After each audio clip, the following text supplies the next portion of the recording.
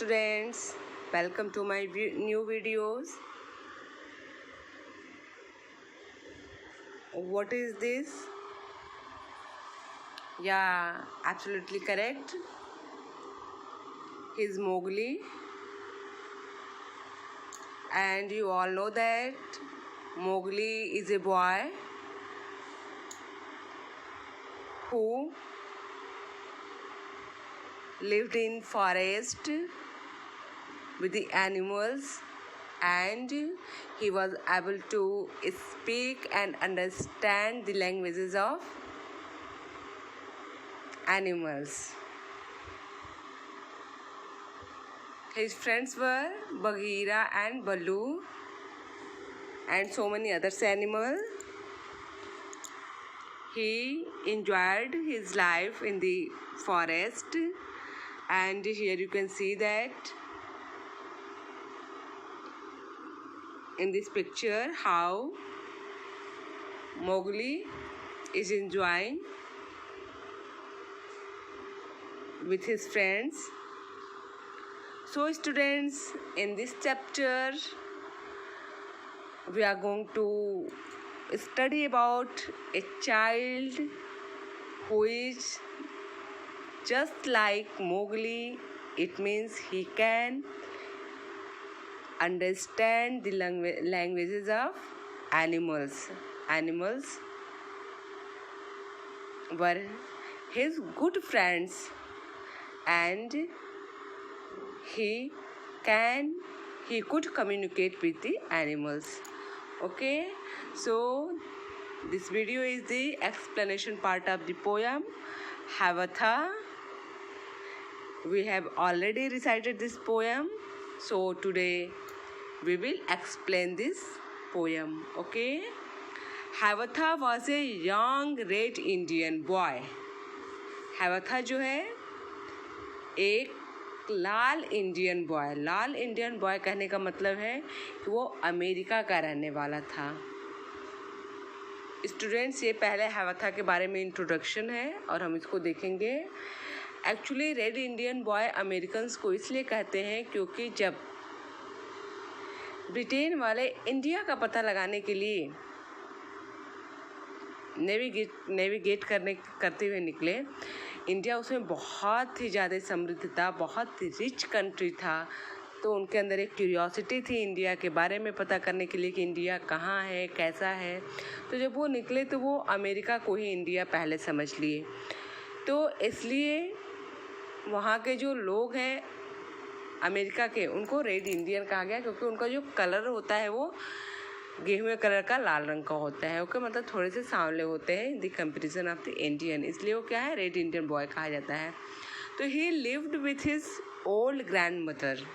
और हावथा जो है वो एक नौजवान रेड इंडियन बॉय है जो कि अपनी दादी के साथ रहता है. दादी का नाम है निकोमिस इन ए विगवाम. और आप जो है इसके पहले वाले प्रीवियस वीडियोस में जान चुके हैं कि व्हाट इज़ विगवाम. विगवाम जो है एक हट है जो कि डम शेप का होता है, गोल शेप का होता है, जो कि बम्बू वगैरह से बना होता है. ओके, तो Nokomis taught Hiawatha about the wonders around them.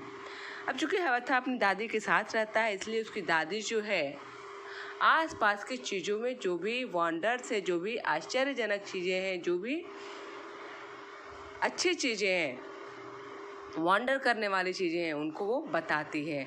She told him about the stars, the trees, the insects, the birds and animals and many other things.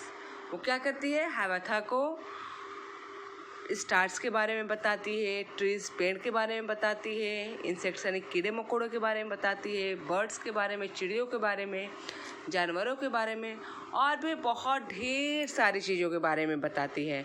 तो Hiawatha grew up to love them all.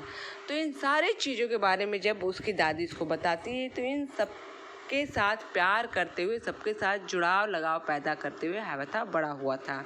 He could talk to the birds and the animals.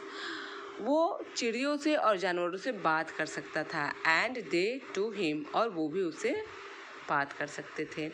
Student, जैसे आप अपने घर में कोई भी pet animal रखते हैं तो आप उस पेट एनिमल से इतने परिचित हो जाते हैं कि आप उसकी बात समझते हैं और वो आपकी बात समझ लेता है। अगर आप उसको बोलते हैं कि बाहर नहीं निकलो, बैठ जाओ, तो वो उस चीज़ को बहुत अच्छे से फॉलो करते हैं। सेम ऐसे ही हैवथा चूँकि जंगल में बचपन से ही रहा है, तो वो बर्ड्स और एनिमल्स के आदतों से परिचित है और बर्ड्स और एनिमल हैवथा से परिचित है। तो ऐसा लगता है जैसे दोनों एक दूसरे की बातें समझते हैं और एक दूसरे से बात करते हैं। Okay, now come on the main poem. Then the little Havatha, तब छोटा हैवथा, learned of every bird its languages. हर पक्षियों के बोली को, लैंग्वेजेस यानी भाषा को समझा, सीखा। learned their names and their secrets.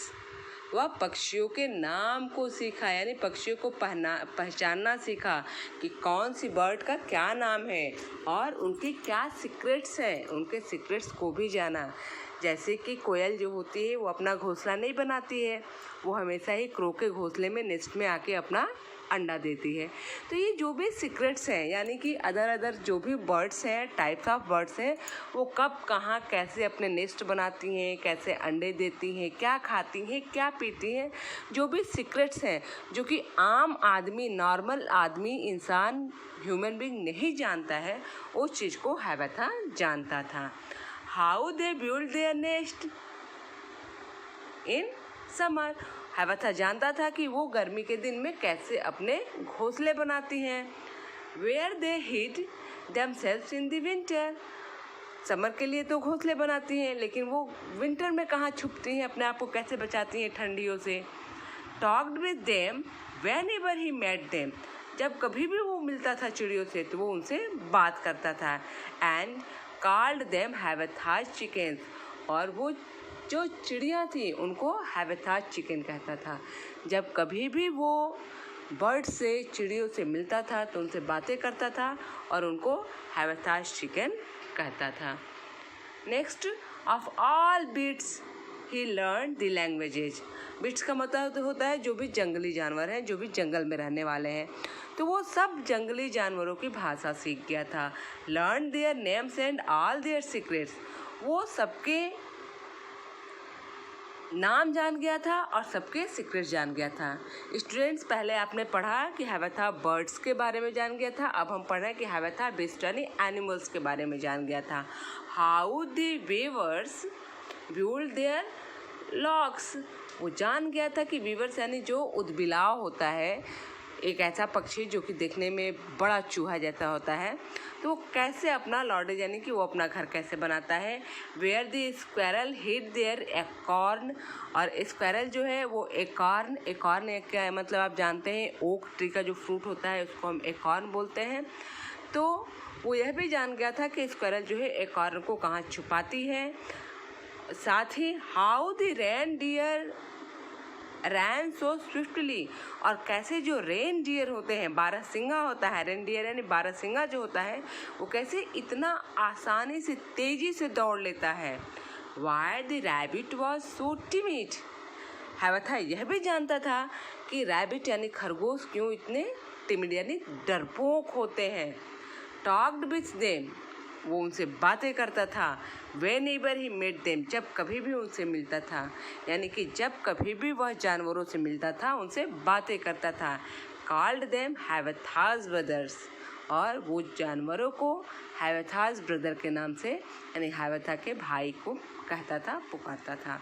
Students, ये पोयम जो है W.H.W. लॉन्गफेलो यानी हेनरी वुडवर्थ के द्वारा लिखा गया है। और होप आपको एक्सप्लेनेशन समझ में आया होगा and you like this video. Thanks to watching me. Bye bye.